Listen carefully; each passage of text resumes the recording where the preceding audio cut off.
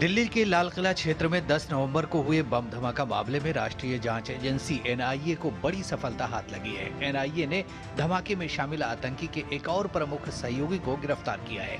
आरोपी की पहचान कश्मीर निवासी जसीर बिलाल वानी उर्फ दानिश के रूप में हुई है।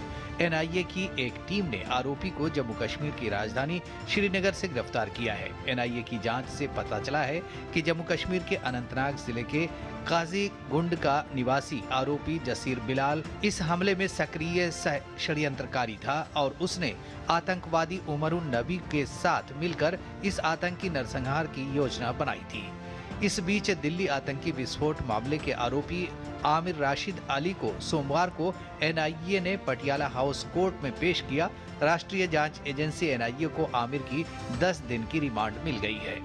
एनआईए ने दलील रखी कि इन्वेस्टिगेशन के लिए 10 दिन की रिमांड भी कम है, क्योंकि इन्वेस्टिगेशन अभी कंप्लीट नहीं हुई है और इसमें और कौन कौन लोग शामिल हैं उसको पता करना बहुत जरूरी है। बहुत सीरियस मैटर है ये, इसलिए 10 दिन की जो रिमांड है वो कोर्ट ने ग्रांट कर दी। दिल्ली ब्लास्ट में इस्तेमाल हुई i-20 कार का मालिक आरोपी आमिर राशिद अली था। एनआईए ने आरोपी आमिर राशिद अली को गिरफ्तार किया था। आमिर पर आरोप है कि उसने आत्मघाती हमलावर उमर के साथ मिलकर इस धमाके की साजिश रची थी। इस दौरान एनआईए ने कोर्ट को बताया कि आमिर राशिद अली ने आत्मघाती हमलावर उमरुन नबी के लिए सेफ हाउस का इंतजाम किया था। उसने लाल किले के पास हुए धमाके में इस्तेमाल किए गए आईईडी को बनाने में हमलावर की मदद की थी। एनआईए विस्फोट के पीछे की साजिश का पता लगाने के लिए विभिन्न पहलुओं पर जांच कर रही है। आतंकवाद रोधी एजेंसी की कई टीमें विभिन्न सुरागों का पता लगा रही हैं और आतंकी हमले में शामिल प्रत्येक व्यक्ति की पहचान के लिए विभिन्न राज्यों में छापेमारी कर रही हैं। Doctor Adil, doctor Parvez, doctor Arif, doctor Farooq और डॉक्टर शाहीन ये आतंकवाद के वो सफेद चेहरे हैं जिन्होंने दिल्ली के साथ साथ देश भर में धमाकों का नेटवर्क तैयार किया था। दिल्ली में बम धमाके के बाद जैसे जैसे जांच आगे बढ़ रही है, आतंक के सफेद पोश चेहरों से नकाब हटता जा रहा है। आतंकी संगठन जैश ए मोहम्मद के फरीदाबाद मॉड्यूल की सबसे खास सदस्य डॉक्टर शाहीन ने पाकिस्तान समेत कई देशों में नेटवर्क स्थापित किया था।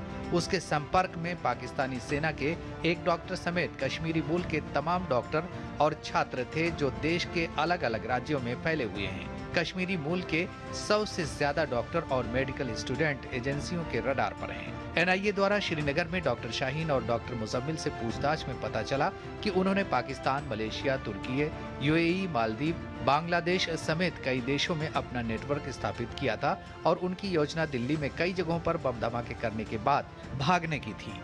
जांच एजेंसियों की पूछताछ में सामने आया है कि फरीदाबाद मॉड्यूल के निशाने पर दिल्ली और बड़े धार्मिक स्थल थे। इस मॉड्यूल को जैश ए मोहम्मद बीते करीब 4 साल से तैयार कर रहा था। आतंक के सफेद कॉलर मॉड्यूल की शाहीन सबसे चालाक और खतरनाक आतंकी है। डॉक्टर शाहीन के 7 बैंक खातों की जानकारी मिली थी जिनमें लाखों करोड़ों के लेन देन हुए हैं, जिसकी पड़ताल की जा रही है। आतंकी संगठन जैश की महिला विंग जमाते मोमिनात की Indian head doctor Shaheen Lucknow में पिता और भाइयों के घर होने के बाद भी होटलों में रुकती थी और लोगों से मुलाकात करती थी ताकि उनको आतंक के रास्ते पर डाला जा सके। लखनऊ में डॉक्टर शाहीन आधा दर्जन से अधिक लोगों के नियमित संपर्क में थी। अब जांच एजेंसियां इन लोगों की तलाश कर रही हैं। जानकारी के मुताबिक कानपुर मेडिकल कॉलेज में असिस्टेंट प्रोफेसर की नौकरी छोड़कर डॉक्टर शाहीन ने 2016 से 2018 तक यूएई में नौकरी की और वहीं डॉक्टर शाहीन की मुलाकात जैश की महिला विंग से हुई। जांच में कई नाम सामने आ रहे हैं और व्हाइट कॉलर आतंक की जड़ धीरे धीरे पता चल रही है कि वो कहां तक फैली हुई है। ब्यूरो इनपुट के साथ नीरज सिंह की रिपोर्ट, डीडी न्यूज। दिल्ली में हुए बम विस्फोट के मामले में कांग्रेस के पूर्व सांसद